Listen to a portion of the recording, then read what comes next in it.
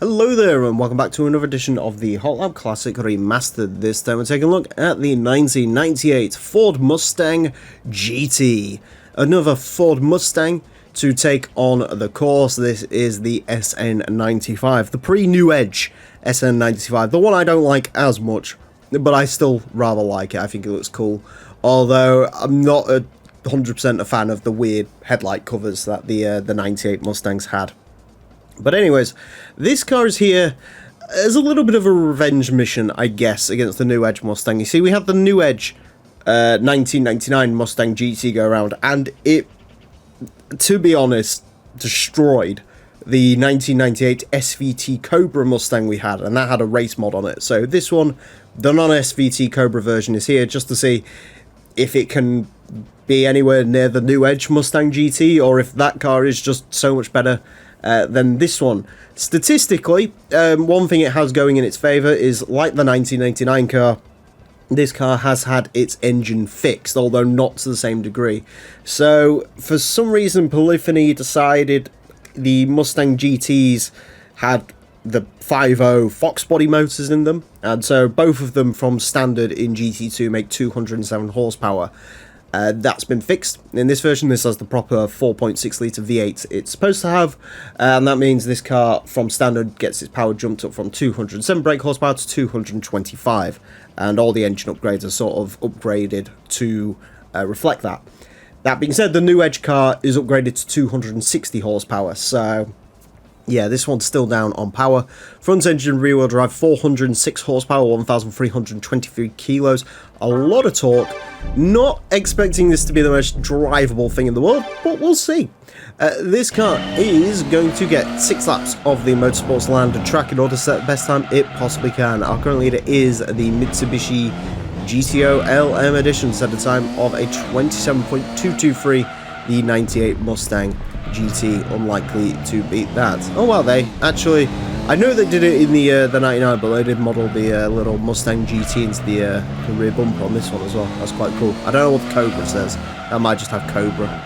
Anyways, of course we've already mentioned what this car's aiming towards. The SVT Cobra version of this car set a time of 30.970. Ideally we want to be ahead of that, and the 99 Mustang GT set a time of 30.642. So it's right up there with the Spoon Civic Type R. So it's import versus domestic. Unless of course you live in Europe, in which case everything's an import. Overall, to drive, this drives exactly how I remember Mustangs driving in this game. They're very heavy. Not like the worst handling things in the world. They're just a bit lazy. I guess you're going to get that with the GTs. That's the real difference between the GTs and the SVT Cobras. For those of you who don't know, the GT is a single overhead cam 4.6 litre V8. Like, basically it's the same engine they used in, well, everything really. Explorers, Crown Victorias, you name it, it was in it. Well, as the SVT Cobras, that's not going to help the lap time.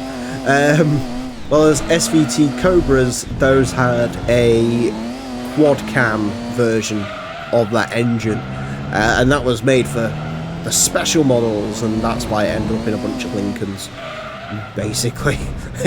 They end up in a bunch of Lincolns and the big Mustangs. So, and the Mercury Marauder, which is my personal favourite. So, yeah, that's an interesting footnote. So basically, if you ever want a good engine for your Mustang, then you can go to the scrapyard and pull it out of a Lincoln Navigator. And there you go. Not Blackwood though. Don't pull the engine out of a Blackwood, because that's just a normal version of this engine.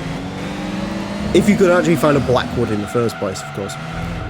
But yeah, this isn't like the worst handling thing once you get around the corner. 30.762, yeah, there you go.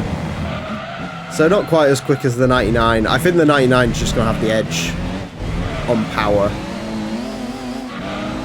I'm not going to say handling, because they probably handle basically the same.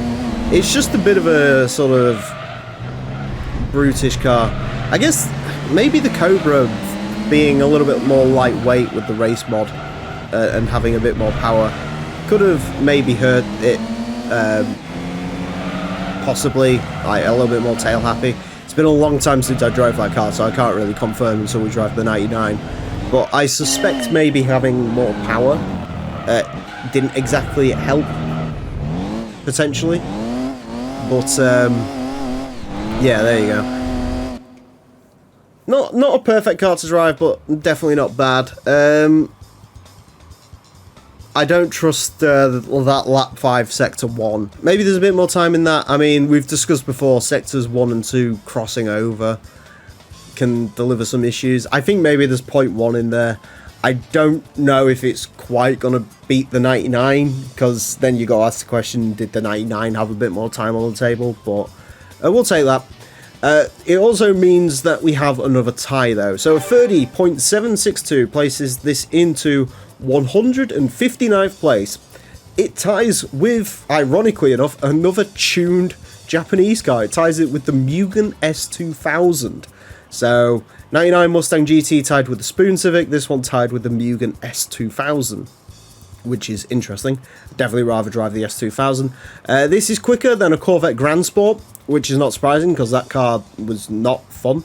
As I mentioned, about 0.2 up on the SVT Cobra. Again, we'll find out when we get the 99 how representative that is. It's quicker than the Dodge concept car, which is good. Trying to find anything else this is sort of equivalent to. An 84 Skyline beats that. Slightly slower than the Unos Roadster, the quickest of the standard Unoses. So yeah, not a bad car, certainly. It sort of hangs around. There's a lot of difficult to drive rear-wheel drive cars around there, sort of 3000 GT cars that really could probably like walk a 0.4, 0.5 on this if they were just controllable. But yeah. There you go, interesting. So, new edge all the way. Anyways, that is it for this episode. Thank you all very much for watching. Join me next time when I will be driving something completely different. Until then, farewell. The sorrow that my heart holds in knowing just where my hopes and dreams are going.